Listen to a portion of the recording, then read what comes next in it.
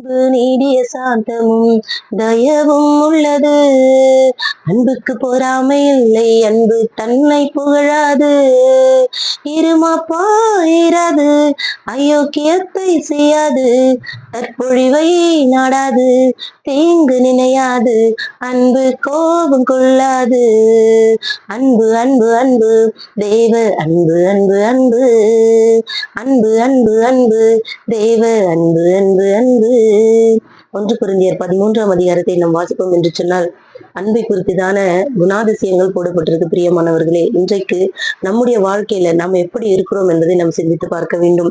நாம் வாசிப்போம் என்று சொன்னால், அன்பு நீடிய சாந்தமும் தயவும் நற்குணம் எல்லாமே உள்ளதுங்க. அன்பு சகலத்தையும் தாங்கும், சகலத்தையும் நம்பும், சகலத்தையும் விசுவாசிக்கும் என்று போட்டிருக்கு. ஆனால் அன்பு நம்ம கிட்ட இல்லைன்னு சொன்னா, நம்ம சரீரத்தை நம்ம சுட்டெரிப்பதற்கு கொடுத்தா கூட அதுக்கு பிரயோஜனம் ஒன்றுமில்லை என்று வேதம் சொல்லுகிறது. இன்றைக்கு நம்முடைய அன்பு எப்படி இருக்கிறது என்பதை நாம் சிந்தித்து பார்ப்போம். கர்த்தர் நம்மை ஆசீர்வதித்து உயர்த்துவாராக.